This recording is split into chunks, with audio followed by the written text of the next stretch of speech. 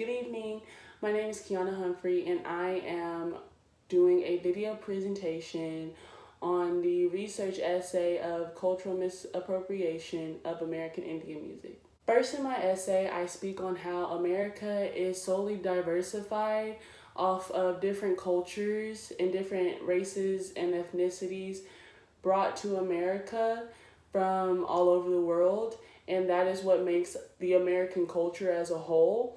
American culture is basically based off of cultural misappropriation, and I define cultural misappropriation by one culture taking a liking to another culture and using it as if it is their own and misinterpreting it and not giving the credit where it's due. Throughout the essay, we were supposed to define things such as singing red face, racial antipathy, idealized sympathy, cultural misappropriation, and cultural confusion.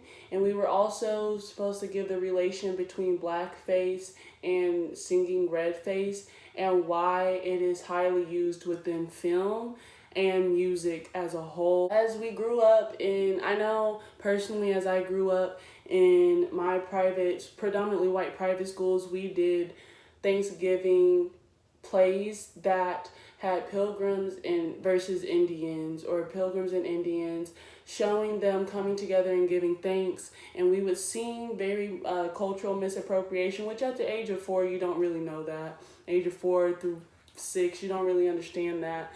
But we do sing songs and familiar tunes, and we change them to fit within an Indian culture, a Native American culture, as I should say, that's actually very wrong. You have the examples of Little Pilgrims, Indian and Pilgrims, and I'm a Little Indian, which are all in the familiar melodies of Twinkle Twinkle Little Star, Row Row Row Your Boat, and I'm a Little Teapot. And it is teaching the story of Thanksgiving and Pilgrims and Indians wrong in every way.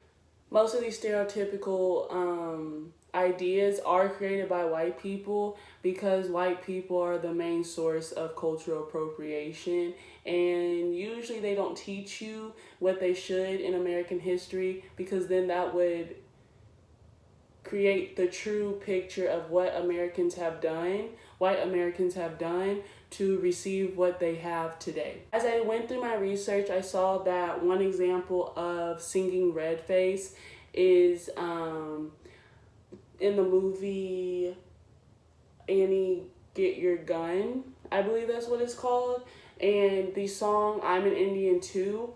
There were 2 different versions, but I did my research on the Betty Hutton one because when I looked it up on YouTube, that was the main one that popped up. And when I tell you, when I watched it, it was very surprising. I knew that during that time, when I studied my AFAM classes, I knew that blackface and black caricatures, how they were depicted, but I never knew that Native Americans were depicted in the same way, but just called differently.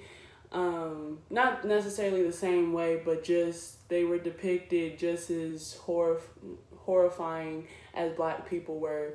And so watching through that clip, you see the different exaggerations, and not only that, but they didn't even have actual Native Americans act for the Native American roles.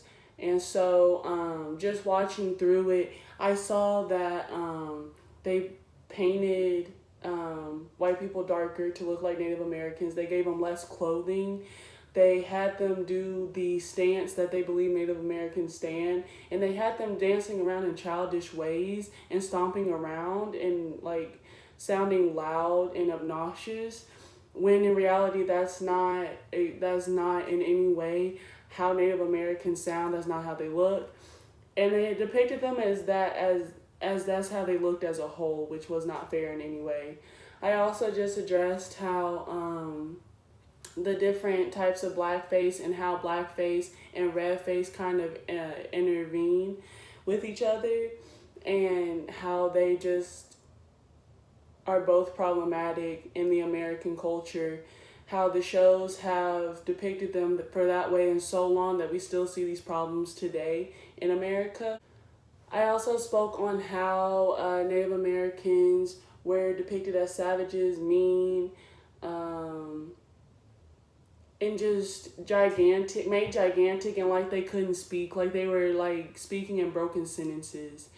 And that they were the people that attacked stagecoaches, and eventually in media and film and Hollywood in general, they were created to be seen as people that were warriors and brutal and did anything to get rid of white people, and white people had to become the heroes and became like that, the true Native Americans, even though they weren't Native American. They wanted to be viewed as the people that were always here in America. Watching through the movie Real Engine, it really created a true depiction of how Native Americans are and what they've had to go through. I've always known that minority groups had that same oppressive similarity about them, but I never knew that Native Americans went through what they went through. So I really have a huge respect for, after watching this movie, or this documentary, I should say. I spoke on just the different times and how the cultures changed throughout, how Hollywood changed the culture of Native Americans throughout time, like in the early times, throughout the Great Depression, the 60s, the 90s, and present day, how Hollywood kind of romanticized Indians, Native Americans, and then how they hated Native Americans, and then, still kind of following through with stereotypes, but in joking ways, and then Native Americans started getting into films and was changing the scene for them. So I spoke on that, and then I lastly spoke about the summer camps, the all-boys summer camp, where they had never experienced Native American culture, but that's what a lot of their activities in the camp itself was based off of, which I personally didn't find right at all. And then in conclusion, I just gave an example of like how one society often pretends to be another society, and I spoke on how white people often like to seem as if they are oppressed when they can never be oppressed, not in the system that is created for them.